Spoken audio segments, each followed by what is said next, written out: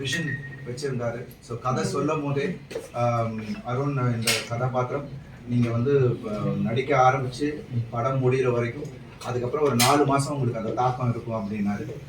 அதே மாதிரி தான் எனக்கும் இருந்தது. கிட்டத்தட்ட ஒரு 2.5 months ஆச்சு. நான் அடுத்த படம் ரெட்டத்தலைக்கு போகும்போது it was very difficult to come out of the character.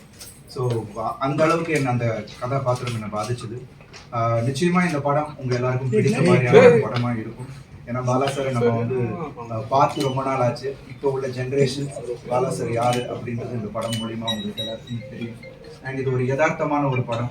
And நிச்சயமாக பாலா சார் ஒவ்வொரு படத்துலையும் ஏதாவது ஒரு விஷயம் மக்கள்கிட்ட அந்த ஒரு தாக்கத்தை ஏற்படுத்துவார். கண்டிப்பாக இந்த படத்துலையும் அது இருக்கும். அண்ட் ஒவ்வொரு நடிகர்களும் இந்த படத்தில் வந்து ரொம்ப அருமையாக பண்ணியிருக்காங்க. முக்கியமாக என்னோட சிஸ்டர் கேரக்டர் துவா இருக்கட்டும், ரோஷினி பிரகாஷாக இருக்கட்டும், அப்புறம் மிஷ்கின் சார் அண்ட் சமுத்திரகனியன் மற்றும் எல்லா நடிகர்களும், அதுவும் எல்லா கதாபாத்திரத்துக்கும் முக்கியத்துவம் இருக்கும் இந்த படத்தில். அண்ட் ஜிவி பிரகாஷ் மியூசிக் இதில் ஒரு முக்கியமான ஒரு பங்கு இருக்கும். ஏன்னா இப்போ சாங்ஸ் எல்லாமே வந்து எல்லாரும் அவ்வளோ அருமையாக இருக்குது அப்படின்னு சொல்லிட்டு இருக்காங்க. இறைநூறாக இருக்கட்டும், முகிலின் மேலேவாக இருக்கட்டும், ஒவ்வொரு பாடல்களும் இந்த படத்துக்கு வந்து ஒரு பலம் சேர்த்துருக்கு. அண்ட் பாலாசரோட ஸ்டோரி டெல்லிங் நம்ம எல்லாருக்கும் தெரியும்.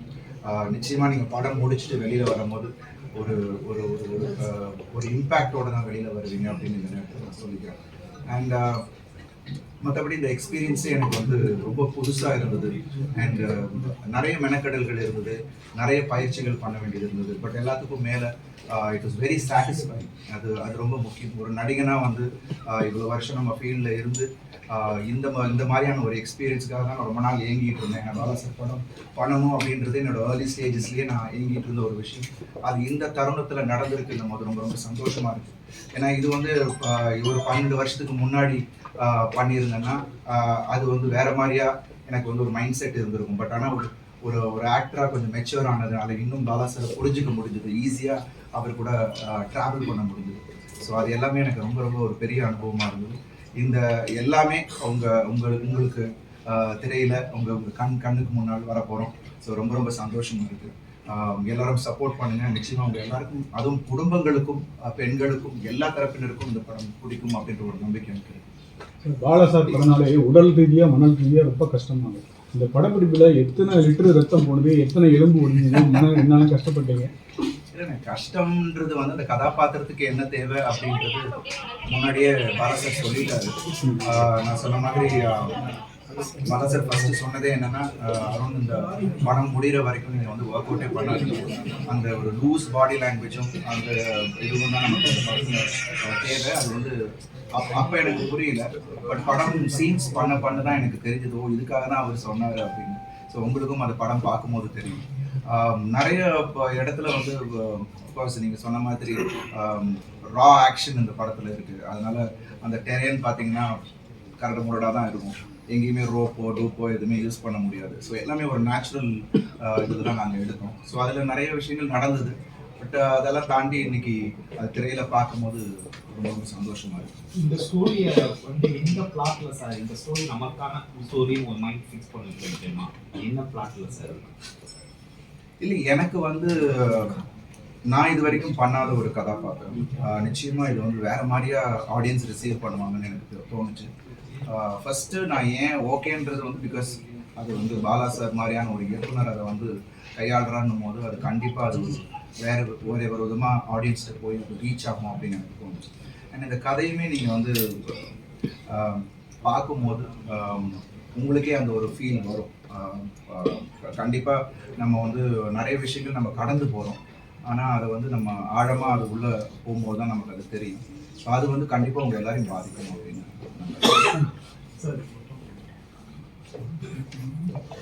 முயற்சி வந்து சப்போஸ் வரலாறு இருந்துச்சு, அது கொஞ்ச நாள் போயிட்டு ஸோ அது சப்போஸ் வர முடிஞ்சோன்னா ஒரு 7 படங்கள் 8 படங்கள் அடிச்சே வர ஆரம்பிக்குது. இதை பற்றி என்ன நினைக்கிறேன்?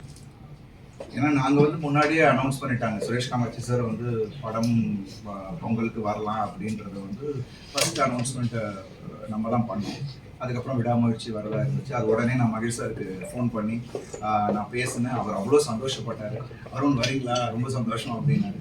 அண்ட் ப்ளஸ் ஃபேன்ஸுமே வந்து அவ்வளோ அழகாக அதை என்கரேஜ் பண்ணாங்க. யாருமே இது வந்து ஒரு போட்டி அதுன்னு சொல்லலை. பட் எங்களுக்கு என்னன்னா திரையரங்குகள் எங்களுக்கும் ஒரு சின்ன இடம் கிடைக்கும், அதில் நம்ம வரலாம் அப்படின்னு தான் நினச்சோம். இப்போ அது வரல, எனக்கு ரொம்ப மிகப்பெரிய வருத்தம். பட் இருந்தாலும் அது வந்து ஒரு மிகப்பெரிய அடுத்த ஒரு பெரிய படமாக அமைஞ்சு அது எப்போ வந்தாலும் அது பெரிய சக்ஸஸ் ஆக போகுது அப்படின்றது தான் என்னோட நம்பிக்கை. அண்ட் மற்ற படங்கள் இந்த நேரம் வந்துட்டு இருக்கு, அதுக்கும் என்னோட வாழ்த்துக்கள். அஜித் சார் ஆக்சிடென்ட் கார் இது நீங்கள் ட்வீட் போட்டு டேக் கேர் பார்த்துக்கோங்க அப்படின்னு இது பண்ணீங்க.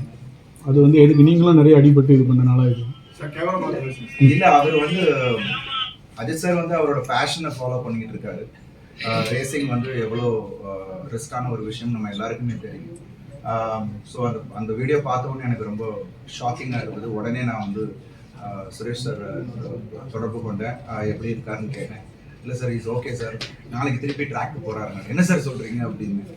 ஸோ அந்த மாதிரியான ஒரு ஒரு ஒரு போல்டான பர்சன் தான் அது சார். ஸோ அவருக்கு என்னுடைய வாழ்த்துக்கள். அண்ட் அதனால தான் அந்த ட்வீட்டே போட்டேன், God bless him and we all love him. So அந்த ஒரு விஷயம் தான் நான் சொன்னேன். அண்ட் எல்லா துறையிலையும் ஒரு ரிஸ்க் இருக்கு. I think I should be safe. Prayers to him. Sir ட்ரெய்லர்ல எங்கேயுமே ஒரு டயலாக் எதுவுமே இல்லை, வாய் பேச முடியாத கதாபாத்திரம். நீங்க படம் பாருங்கண்ணே, படம் பார்க்கும்போது உங்களுக்கு தெரியும். இது படம் பாருங்க, நீங்க படம் பார்க்கும்போது அது என்ன மாதிரியான கதாபாத்திரம் எப்படி வடிவமைச்சிருக்காரு. ஏன்னா இந்த கதாபாத்திரத்துக்குன்னு ஒரு சில பிஹேவியர்ஸ் சொன்னார் சார். இது இப்படி தான் சிரிக்கும், இப்படி தான் ரியாக்ட் பண்ணும், எமோஷனுக்கு இப்படி தான் இருக்கும்ன்ற ஒரு நிறைய ஒரு வேரியேஷன் இந்த கதாபாத்திரத்தில் இருக்குது. அது நீங்கள் படம் பார்க்கும்போது சார் பாலா சார் படத்தில் நடித்த எல்லா நடிகருக்குமே வந்து ஃபியூச்சரில் இண்டஸ்ட்ரியை பொறுத்தவரை நல்ல கெரியர் இருக்குது. பட் ஆனால் தேட்டருக்குலாம் வந்து விசிட் பண்ணுறதுக்கு வந்து படத்தோட எண்டிங் வந்து சேட்டில் தான் முடியும். ஸோ பட் விசிட்டர்ஸ் வந்து பீப்புள்ஸ் எல்லாம் ரொம்ப கம்மியாக இருக்கும். பட் இந்த படம் பொங்கல் விதமாக ரிலீஸ் ஆகுது, மக்கள் உள்ளே வர்றதுக்கு என்ன கண்டென்ட் உள்ள ஸ்டார்ட் பண்ணுவாங்க? கேமரா பார்த்து இல்லை கண்டென்ட்டாக நிச்சயமாக இது வந்து ஒரு கண்டிப்பாக எல்லாரையும் ஈர்க்கக்கூடிய ஒரு கண்டென்ட் தான். ஏன்னா படம் அப்படி ஒரு எமோஷனாக அவங்க எல்லாரையும் கனெக்ட் பண்ணும். அண்ட் அதே சமயத்தில் உள்ள எல்லா சுவாரஸ்யமான விஷயங்களும் இருக்குது. அண்ட் அங்கங்கே ஒரு சட்டையாக சின்ன சின்ன விஷயங்கள் இருக்குது. அண்ட் ஆக்ஷன் இதில் வந்து நீங்கள் உங்களுக்கு கதையோட எல்லாமே அமைஞ்சிருக்கும். ஸோ ஐ திங்க் எங்கேயுமே உங்களுக்கு போர் அடிக்காது. And it will be a wonderful film to watch. Suriya sir trailer பார்த்து என் பக்கத்துல தான் உட்காந்துருந்தாரு.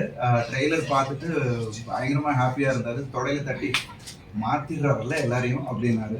ஸோ அது எனக்கு வந்து பார்த்து ரொம்ப சந்தோஷமா இருந்தது. And he was very happy.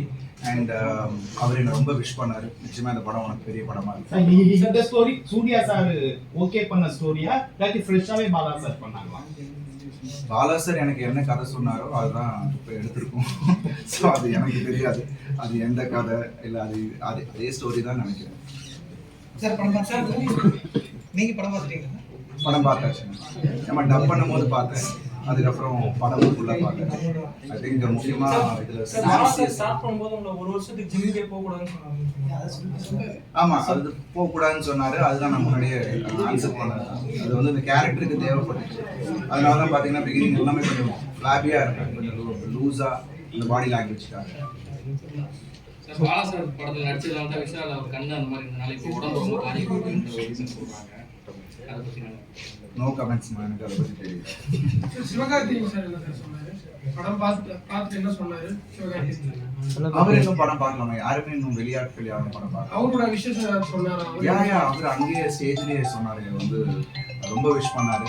என்னோட டெடிகேஷன், எனக்கு அவருக்கு பிடிச்ச விஷயமே என்னோட டெடிகேஷன் விடாமுயற்சி, அவர் தொடர்ந்து அவரை விட்டு விடாமல் பண்ணுறது சொன்னார். அது எனக்கு ஒரு பெரிய விஷயமா இருந்தது. And thanks. அந்த மாதிரி பல பேரை நான் இப்போ வர ஜென்ரேஷனை இன்ஸ்பயர் பண்ணுறது போது ரொம்ப ரொம்ப சந்தோஷமா இருக்கு. இந்த சீக்வன்ஸ் வந்து நானா இருந்து இந்த பிரமிச்சு பார்த்துருப்பீங்களே, ஏற்கனவே மூவி பார்த்துருக்கீங்க.